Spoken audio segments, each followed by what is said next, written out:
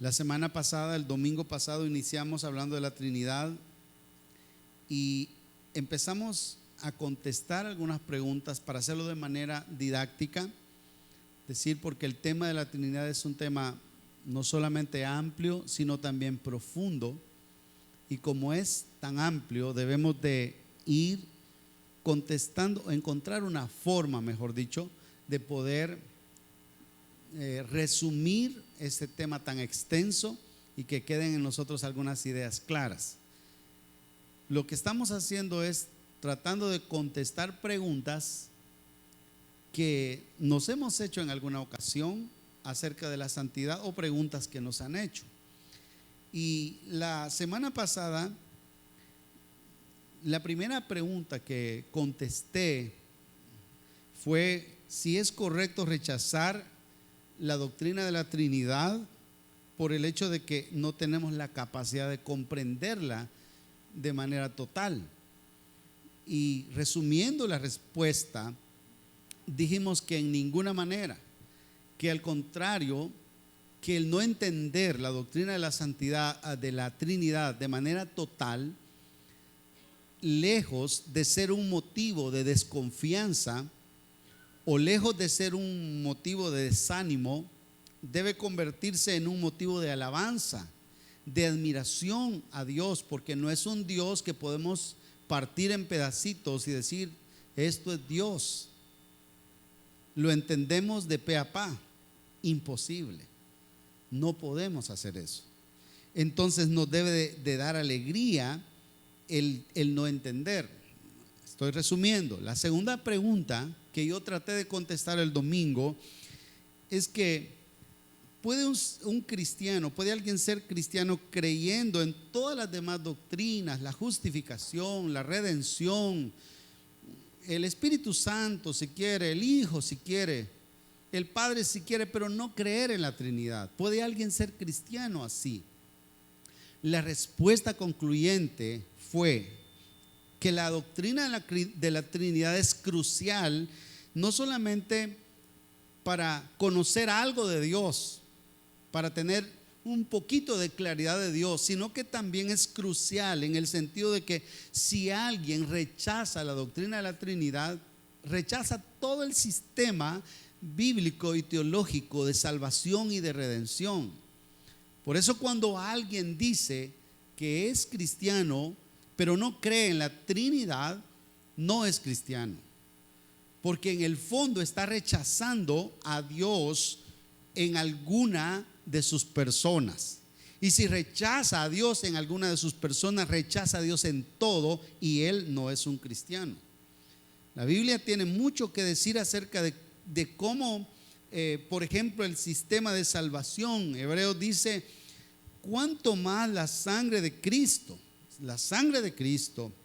el cual mediante el Espíritu Eterno se ofreció a sí mismo sin mancha a Dios, limpiará vuestras conciencias. Sin mancha a Dios, la sangre de Cristo sin mancha a Dios limpiará vuestras conciencias de obras muertas para servir al Dios vivo.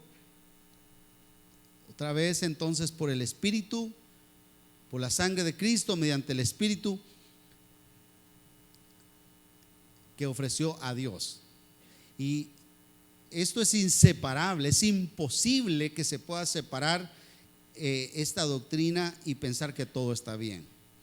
Empecé un poquito a contestar y quiero ampliar esta mañana sobre cómo se puede explicar según la Biblia el hecho de que Dios es uno pero a la vez es tres, o cómo se puede explicar la unidad de Dios. Y esto es bien importante porque cuando uno empieza a estudiar la Biblia, uno se da cuenta que en la Biblia, especialmente en el Antiguo Testamento, Dios se revela como el único Dios. El único Dios. Al pueblo de Israel se le reveló como el único Dios, como un solo Dios, no como dos dioses o tres dioses o 10 dioses. Y esto combatía la idea del politeísmo, que era la creencia en muchos dioses. Había una oración o una declaración que los judíos hacían que era muy importante, en este sentido y era la palabra Shema. Shema, que era la palabra que está en el libro de Deuteronomio capítulo 4. Ayúdenme por favor los de sonido. Yo oigo un feedback permanentemente y no sé por qué no me lo han quitado. Llamen a José, creo que anda afuera, hermanos. Entonces decía,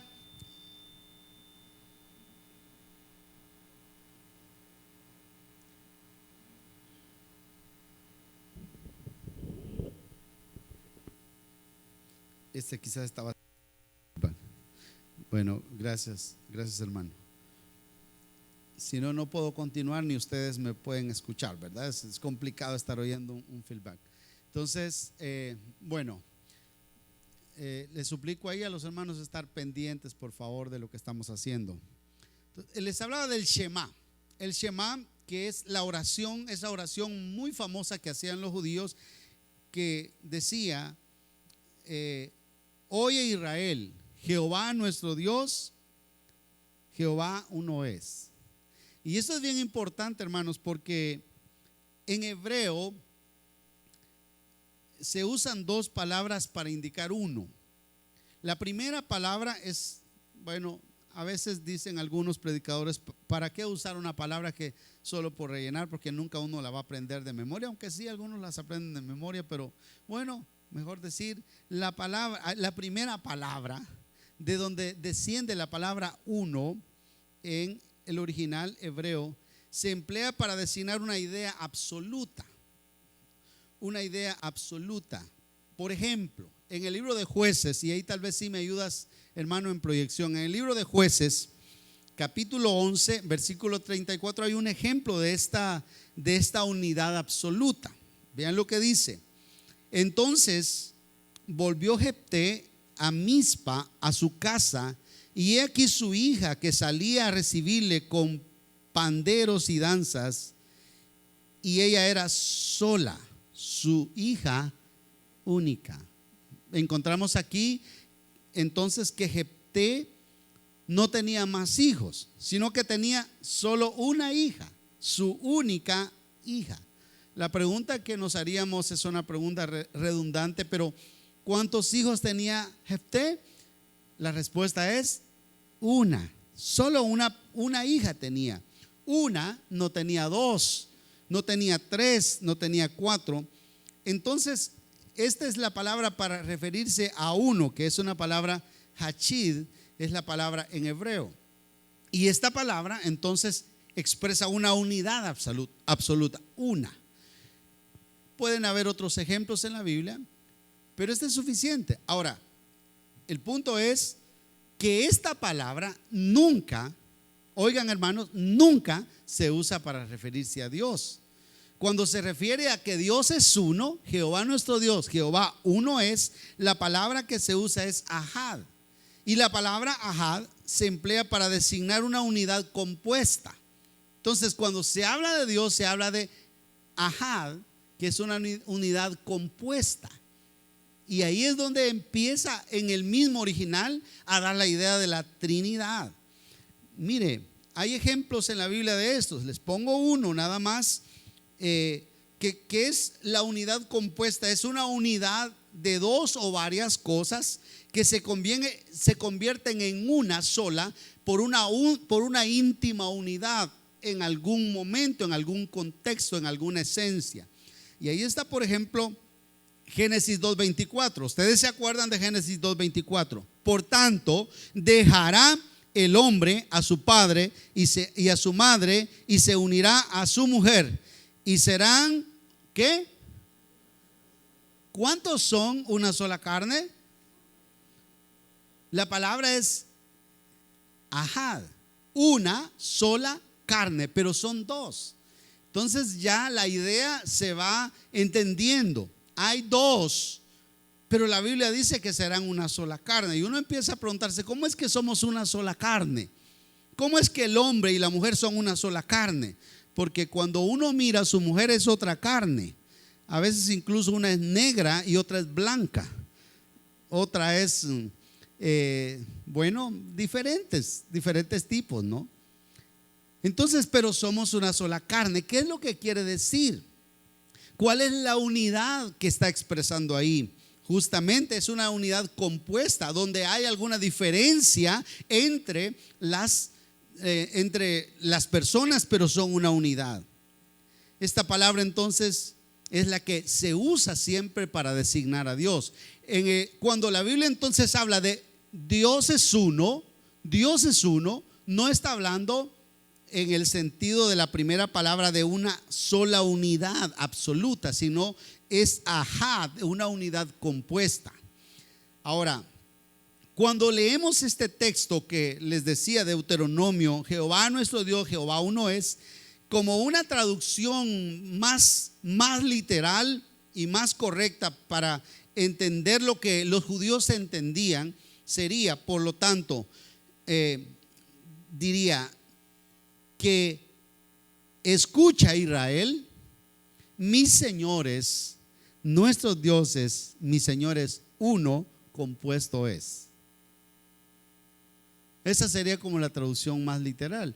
De repente los traductores hacen una palabra que sea más entendida para el español, pero que realmente en el original está hablando de esa unidad compuesta. Cuando dice entonces en la Biblia que Jehová nuestro Dios uno es, el Padre y yo uno somos, y cosas como esas, la Biblia está enseñando justamente el ahad, la unidad compuesta de Padre, Hijo y Espíritu Santo. Jesús dijo también, hablando de esta unidad, aquel fariseo que lo llegó a cuestionar en Marcos 12:29, el primer mandamiento de todos es esto: oye Israel, el Señor nuestro Dios, el Señor uno es.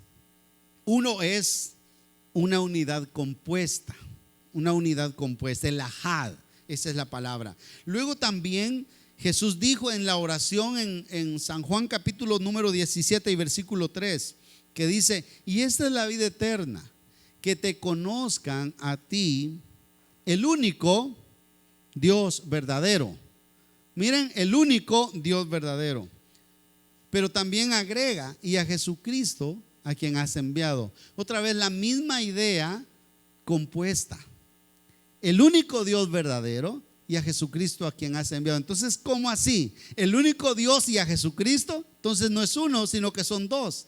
Esa es la contradicción y la cuestión profunda que a veces la gente no entiende, y hay muchas otras escrituras, pues, pero esa es la idea de la unidad. ¿Nos queda claro, hermanos?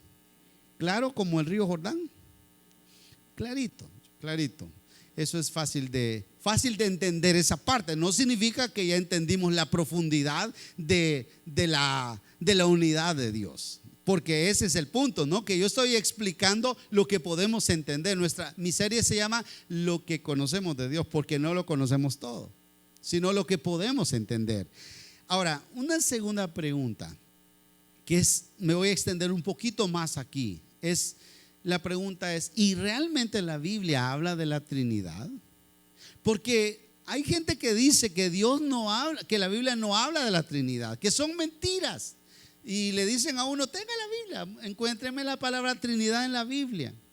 Y usted puede ir desde Génesis hasta Apocalipsis y no va a encontrar nunca la palabra Trinidad en la Biblia. No existe la palabra Trinidad en la Biblia.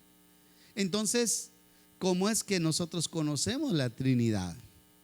Pues les dije la semana pasada que la Biblia nunca intenta demostrar la Trinidad, sino que simplemente la Biblia la muestra, la Biblia la evidencia, la Biblia la deja ver. Ahora, no la ve el que no la quiere ver, no la ve el que está ciego, pero que la Biblia habla de la Trinidad, sí que habla de la Trinidad, aunque la palabra no esté. Fue en algún momento de la historia de la iglesia cristiana, en los primeros siglos, cuando a raíz de muchas herejías, de muchos hombres que se levantaron opinando acerca de quién era Dios, de cómo era el asunto del Hijo y del Espíritu Santo y del Padre, que en ese momento hubo la necesidad de definir a Dios como un Dios trino. Y fue una definición que más bien busca busca explicar lo que está en la Biblia y no inventar una doctrina, porque la doctrina de la Trinidad no fue inventada, sino simplemente es entendida como está ahí en la Biblia. ¿Está quedando claro? Ahora, hallamos en casi toda la Biblia la idea de la pluralidad o la unidad compuesta de Dios. La encontramos en muchos pasajes, lo cual es interesante y que tiene muchísimo apoyo en toda la Biblia. A.W. Tozer dice: las tres personas del ser divino, por ser todas uno, tienen una voluntad, siempre trabajan juntas y nunca ha habido una sola acción, por pequeña que sea, que la haya hecho una sola de ellas sin la aprobación instantánea de las otras dos. Todo acto de Dios es realizado por la triunidad, dice él. Entonces esto es interesante. Lo que él está diciendo entonces es que hay una unidad en la Trinidad, o que hay una Trinidad en la unidad. Y esa es la definición de Tozer, la opinión, y más que todo la idea de cómo en toda la Biblia está vista esta palabra. Seguime, hermano, de proyección. La primera vez que habla de la pluralidad es Génesis 1, bueno, Génesis 1:1, pero también Génesis 1:26. Génesis 1:1 ya lo vimos en el principio, creó Dios los cielos y la tierra. Y esa palabra Dios es Elohim, y eso es la palabra plural. Pero en Génesis 1:26, ¿qué dice? Leámoslo todos, ayúdenme a leerlo.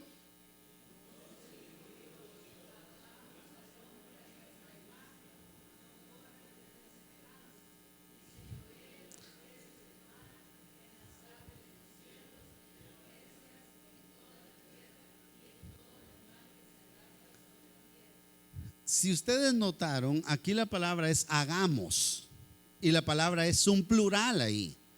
No dice voy a hacer, sino que la idea es una pluralidad. Hagamos. Cuando Dios dice eso, ¿a quién le estaba diciendo? Hagamos. Esa es la pregunta que debemos contestar. Lógicamente había más que una persona en ese momento, en el momento de la creación, que en este caso nosotros hemos llegado a entender con el tiempo, con los al paso de los años y cómo la revelación progresiva ha ido aumentando. Podemos decir que ese hagamos, según esta revelación bíblica, estaba refiriéndose al Padre, al Hijo y al Espíritu Santo. Estaban hablando el acto creativo del Dios en Trinidad. Pero luego el capítulo 3 de Génesis, versículo 22. Génesis capítulo 3, ahí encontramos algo muy interesante. Léanmelo ustedes, por favor, todos a una sola voz, no tengan miedo de leer. 1, 2, 3.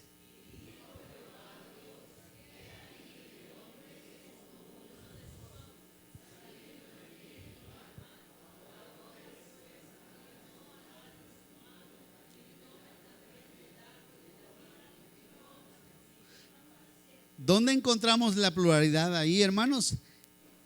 Como uno de nosotros. Ustedes y yo estamos viendo claramente que ahí está hablando de otra vez de una pluralidad, como uno de nosotros. En este momento es en relación al pecado del hombre, al pecado del ser humano. Y Dios está describiendo ahí, dijo Jehová Dios: he aquí el hombre es como uno de nosotros. Luego pasamos a Génesis capítulo 11 y versículo 7, y ahí está hablando otra vez de una unidad. Me dicen dónde la encontramos. ¿Qué dice el 7? Leamos 1, 2, 3.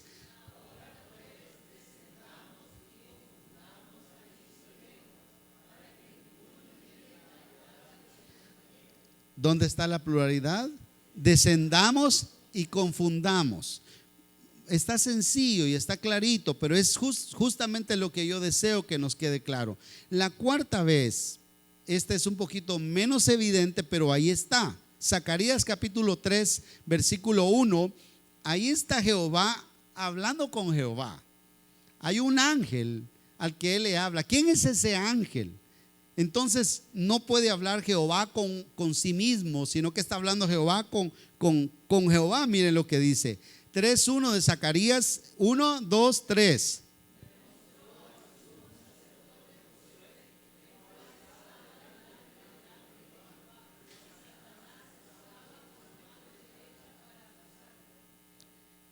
Y el versículo 2 dice, bueno, tal vez ahí dice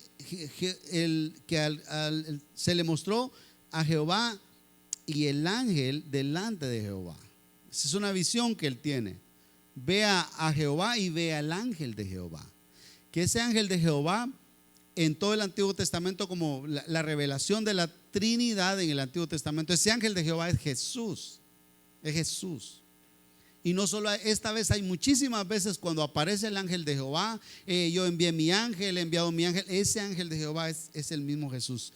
Ahora, la sexta vez que voy a mencionar esta mañana está vista evidentemente, y este es como uno de los pasajes más usados y más conocidos por los cristianos, que está en Marcos capítulo 1 y versículo número 10 y 11.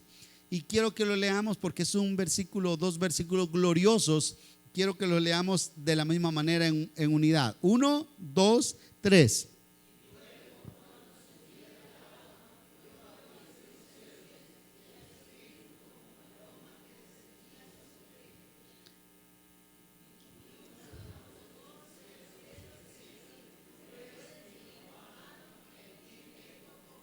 Muy bien, ayúdenme.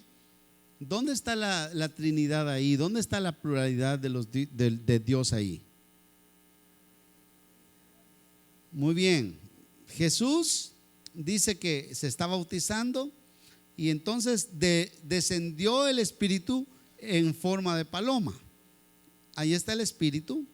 Y luego dice, el Padre como dijo, dio una voz. Ajá. Y él dijo, este es mi hijo, refiriéndose a Jesús. Ahí está el Padre, el Hijo y el Espíritu Santo en distintas personas. Otra vez, la séptima vez es una más sencilla, pero Pablo, como uno de los teólogos más prominentes de los que escribieron la Biblia, dice, escribiendo a los Corintios, capítulo número 13 de 2 Corintios, capítulo 13 y versículo 14, él hace un saludo bien interesante donde notemos cómo se emplea la pluralidad de Dios. ¿Qué dice ahí? La gracia del Señor, sigamos.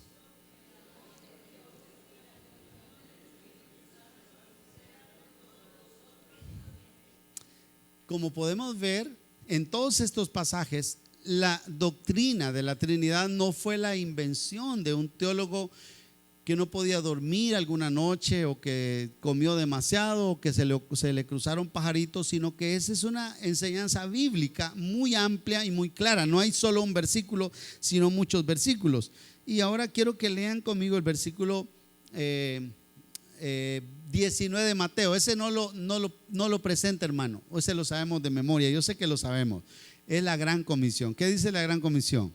Por tanto, id y haced discípulos a todas las naciones, bautizándoles en el nombre del Padre.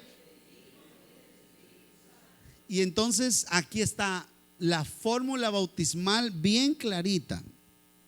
Quizá profundizando un poquito en este versículo o deteniéndonos un poquito más que los demás. Es interesante que en la fórmula bautismal se presenta el Padre, el Hijo y el Espíritu Santo.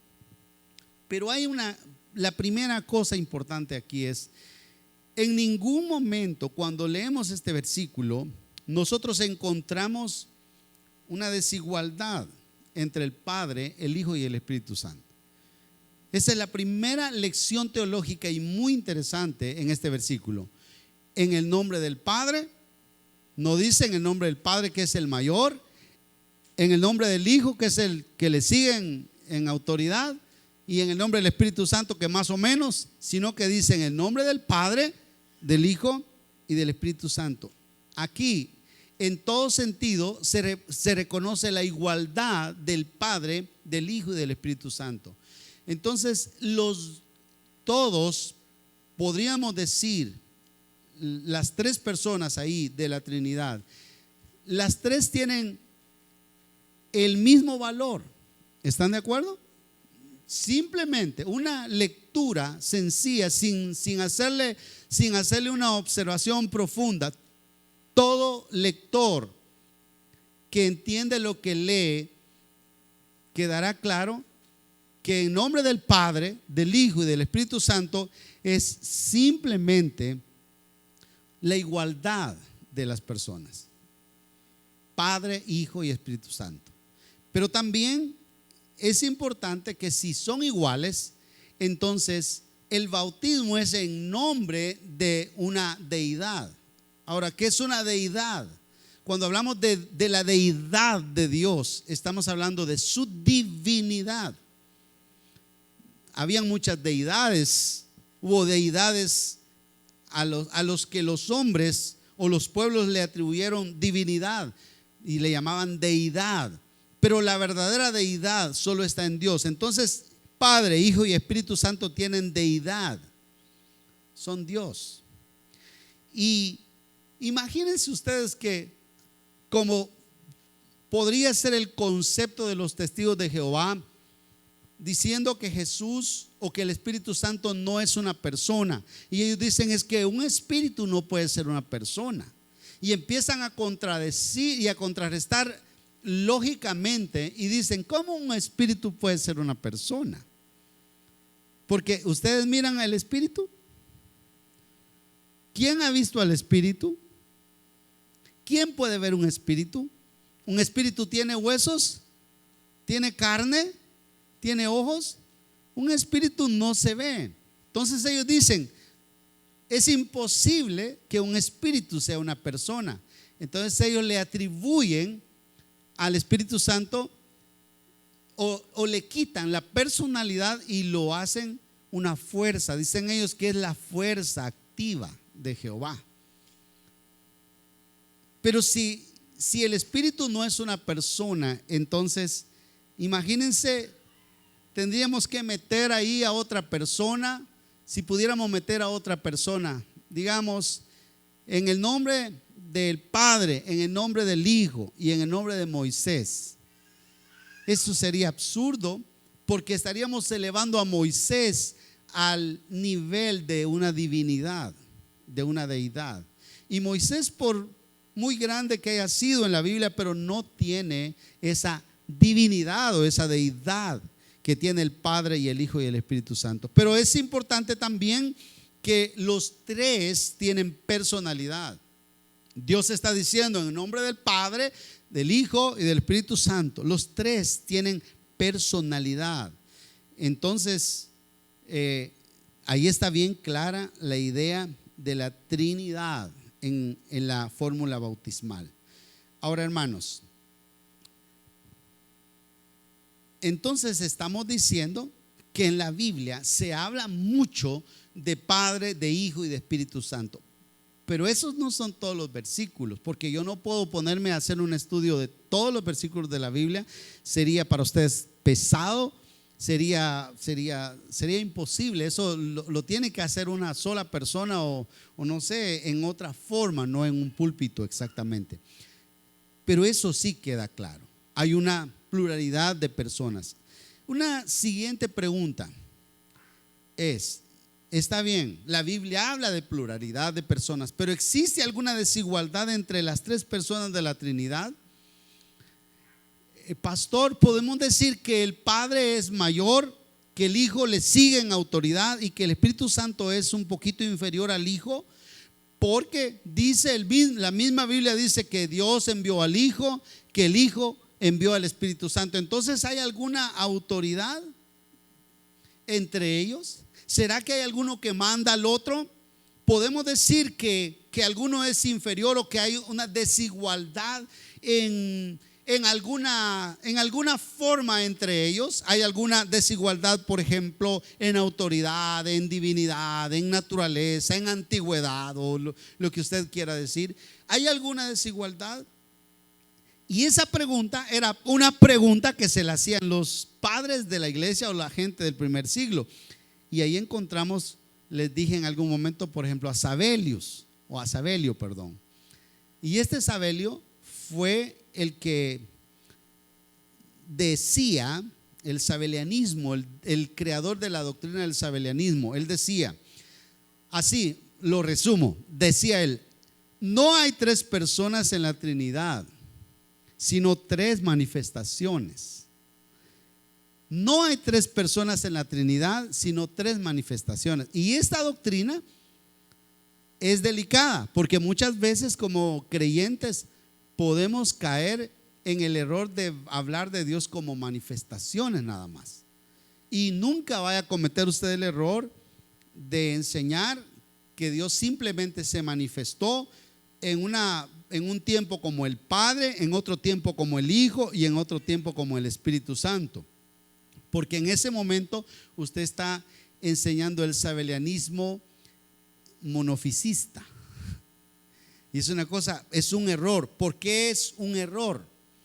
Es un error porque la Biblia habla de tres personas, no habla de tres manifestaciones. Tiene que quedar la diferencia clara en mi mente. La Biblia no habla de tres manifestaciones, la Biblia habla de tres personas. Y por otro lado, eso sería un panteísmo. El panteísmo es la idea de que hay espíritu en las cosas y que las cosas evolucionan, que las cosas llegan a ser mejores. Diríamos que en algún tiempo Dios fue Padre, en otro tiempo Dios fue Hijo y en otro tiempo Dios fue Espíritu Santo. Eso sería un panteísmo. Y esa fue una idea sobre la desigualdad de las personas. Pero también hubo otra idea, que es la idea de lo que decía Arriano o Arrio. Y el Arrio fundó una herejía que se llama arrianismo. Y ese arrianismo es como lo que hoy se conoce como los testigos de Jehová. Él decía: Cristo y el Espíritu Santo eran creados por el Padre, o son creados por el Padre, y por lo tanto mayores uno que el otro en su creación. El Padre es mayor que el Hijo y el Hijo es mayor que el Espíritu Santo. Pero hermanos, no existe, esa teoría fue rechazada por la iglesia en los primeros siglos, y fueron considerados tanto Sabelio como Arrio, que eran hombres tremendos, eran hombres entendidos, filósofos, teólogos, pero en ese punto ellos se equivocaron y fueron considerados herejes. Sus herejías siguen corriéndose hasta el día de hoy. Entonces hay un concepto que es un concepto católico, pero que es un concepto bueno. Porque, oigan, y yo quiero aquí aclarar esto, porque nosotros muchas veces le tenemos somos muy reacios a la iglesia católica en su totalidad. Y la iglesia católica también tiene verdades teológicas. Y una de esas verdades teológicas es la Trinidad. Y ahí está, por ejemplo, la verdad de si alguien que dio una declaración y que se retomó esa declaración como una de las declaraciones más contundentes acerca de la Trinidad, fue un tipo que se llamó Atanasio, y se creó el credo que se llama atanasiano. Y el Atanasio, no sé cómo se le diría hoy, Nacho, el Atanasio dijo esto, así literalmente, dijo: esta Trinidad, dice el credo, nada es antes ni después, nada es antes ni después, nada es mayor ni menor, sino que las tres personas son coeternas, juntas e iguales. Mire qué interesante. Entonces su declaración abarca no solamente la igualdad, sino también la eternidad, la autoridad y bueno, esos son los elementos fundamentales de la Trinidad. Entonces, pero ¿qué dice la Biblia acerca de algunas cosas en las que los tres, Padre, Hijo y Espíritu Santo, son considerados iguales? Hay mucho en la Biblia, y vamos a hacerlo de la misma manera. Ustedes me van a leer el versículo para participar y yo hago la declaración para que vayamos juntos practicando este aspecto tan interesante de la Trinidad. Las tres personas de la Trinidad son llamadas Dios. Miren cómo el Padre es llamado Dios. ¿Qué dice Romanos 1:7, hermano? Así pilas como has estado haciendo. Romanos 1:7, leyendo todos juntos cuando aparezca. 1, 2, 3.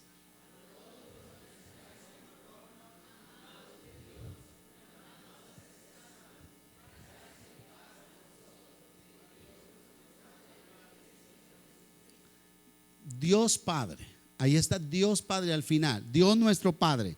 Pero luego leemos Romanos 9:5 y en Romanos 9:5 encontramos 1, 2, 3.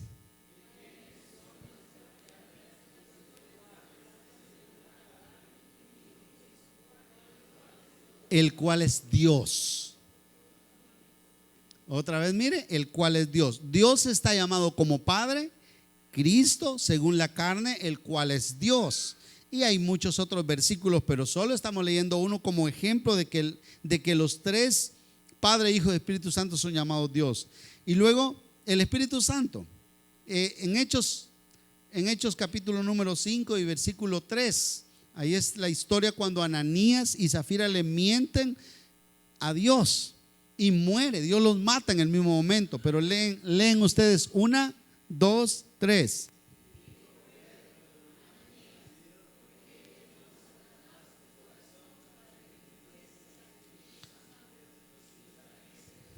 ¿Se dan cuenta?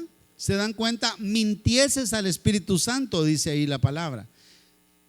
Y el Espíritu Santo está siendo visto como Dios tan celoso en ese momento que la mentira hizo que ellos se murieran.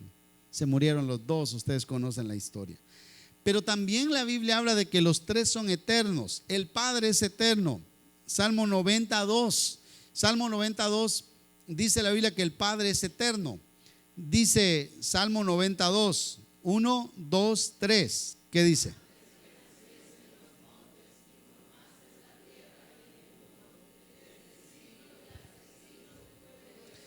¿Desde cuándo es Dios? Es Dios eterno, pero no solamente Dios, el Padre, sino también el Hijo. Juan 8:58, Juan capítulo 8 y versículo 58 señala que el Hijo es eterno. Dice 1, 2, 3.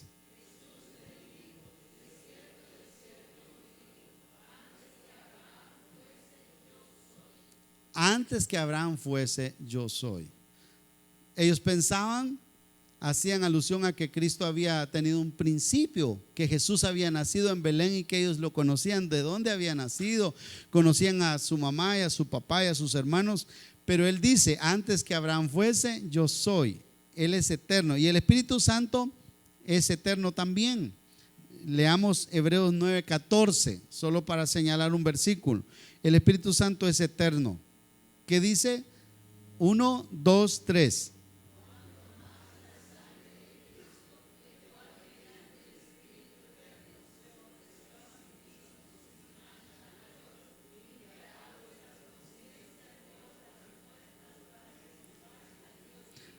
Entonces el Espíritu eterno, Padre, Hijo y Espíritu Santo son eternos.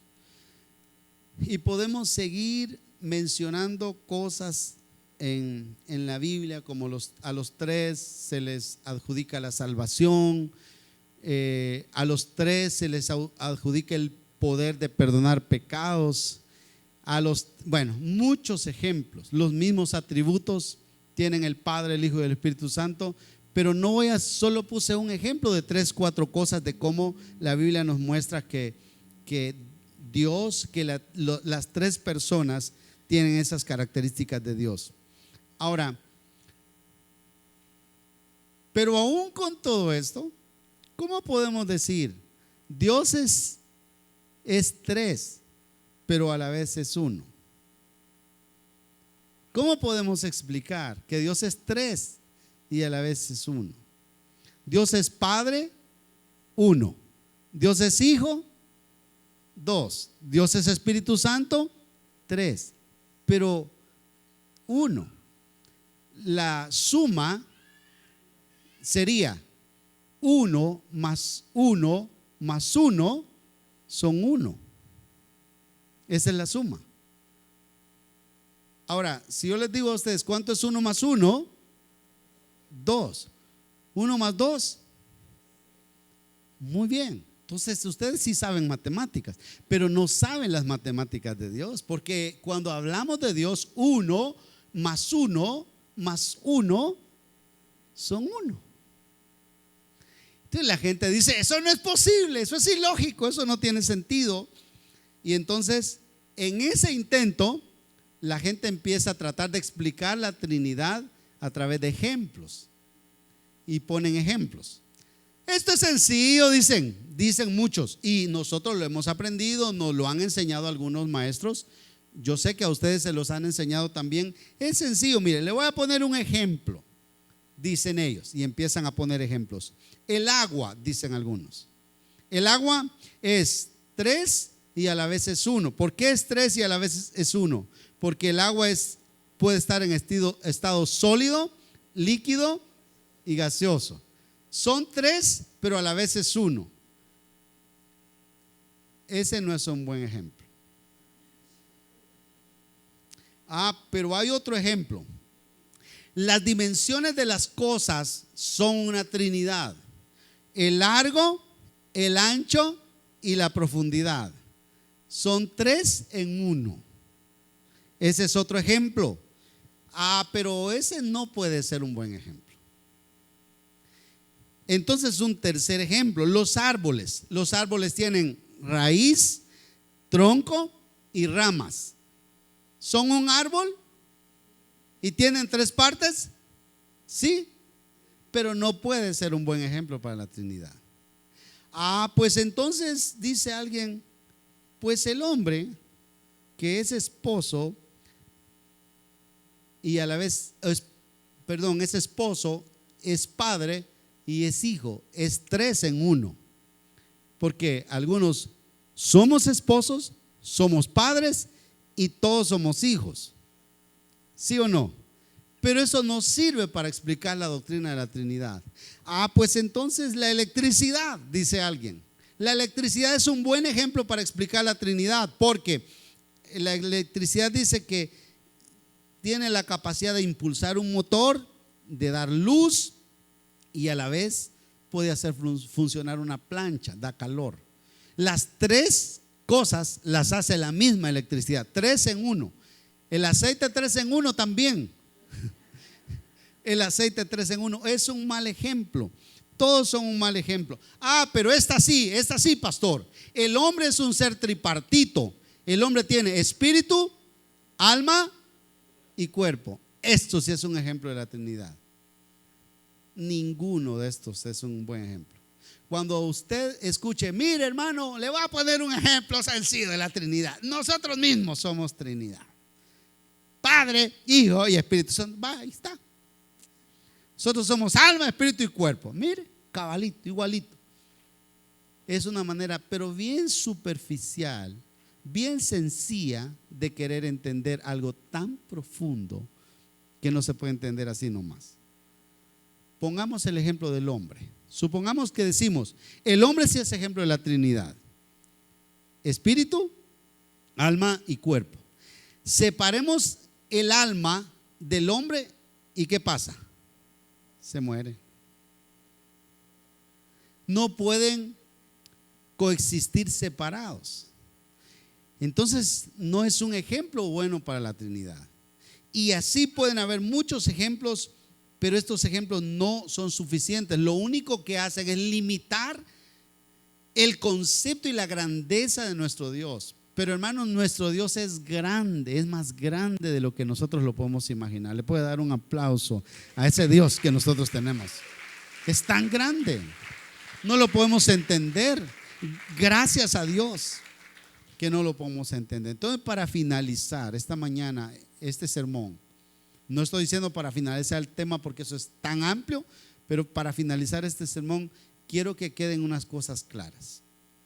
Número uno, la mejor manera de referirnos a esta doctrina de la Trinidad es triunidad. Si usted alguna vez quiere referirse a la Trinidad como Trinidad, está bien, pero la mejor manera es triunidad, porque son tres, pero a la vez son uno. Pero ¿cómo entendemos esto, hermano? ¿Cómo entendemos esto? La unidad es el término que se aplica a la sustancia de Dios o a la naturaleza de Dios. Dios es uno en sustancia. Dios es uno en sustancia. La misma sustancia de la que es el Padre, de la que es el Hijo y de la que es el Espíritu Santo.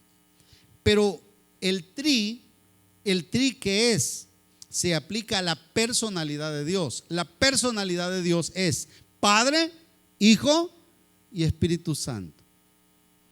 Entonces eso sí tiene que tenerlo bien claro un cristiano. Unidad de Dios, que es la sustancia, y Trinidad, que tiene que ver con la personalidad. Entonces, cuando uno mira esto, se da cuenta que la Trinidad se encuentra en las personas y no en la sustancia. En las personas y no en la sustancia. Padre, Hijo y Espíritu Santo son tres, pero una misma sustancia. En ese sentido, no hay tres dioses, sino que hay un solo Dios, el Dios Todopoderoso. Dios es uno, cada una de las personas dentro de la deidad son Dios.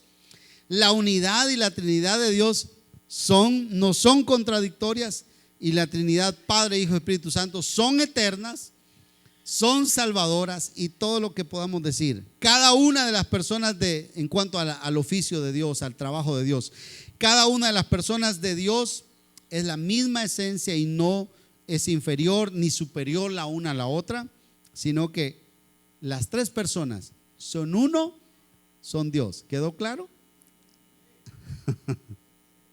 A mí no me quedó claro. Pero esa es la profundidad de la Trinidad.